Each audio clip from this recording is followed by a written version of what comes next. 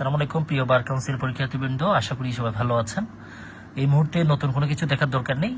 এই মুহূর্তে যেটা আপনার গুরুত্বপূর্ণ কাজ সেটি হচ্ছে রিভিশন করা। ঠিক আছে, ঠান্ডা মাথায় রিভিশন করেন, দ্রুত রিভিশন করেন।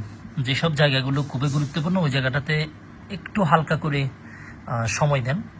আর যে জায়গাগুলো গুরুত্বপূর্ণ বলা যায় আবার নাও আসতে পারে, এগুলো জাস্ট একটু দেখে যান।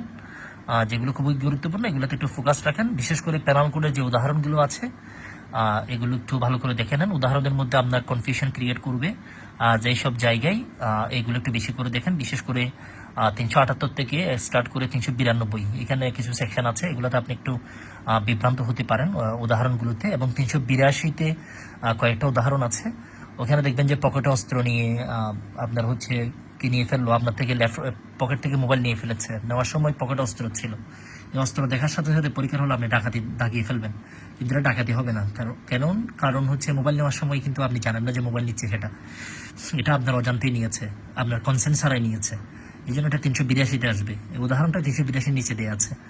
এরকম যে বিষয়গুলো গুরুত্বপূর্ণ ওগুলো জাস্ট একটু দেখে যান, প্যারা নেওয়ার কিছু নাই, ঠান্ডা মাথায় দেখেন। আর আপনাদের সাথে আমাদের কথা হচ্ছে এবং কথা হবে। আর কে কোন হলে পড়েছেন জাস্ট ওইটুকু দেখে নেন। ওই হলের মধ্যে আপনার সাথে আর কে কে পড়ছে এগুলো আপনার দেখার দরকার নেই। এইসব আমার কাছে আজের কাজ মনে হয়। এখন জাস্ট হচ্ছে একটু ফোকাস করেন, একটু দেখে নেন। এবং অবশ্যই 10 থেকে 20 মিনিট অবশ্যই পাশে লিখবেন। আর এখন বাক্য লেখার দরকার নেই, এখন লিখবেন শব্দ।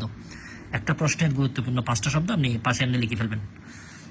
সবার জন্য শুভকামনা, পড়াশোনা চালিয়ে যান। আল্লাহ ভরসা।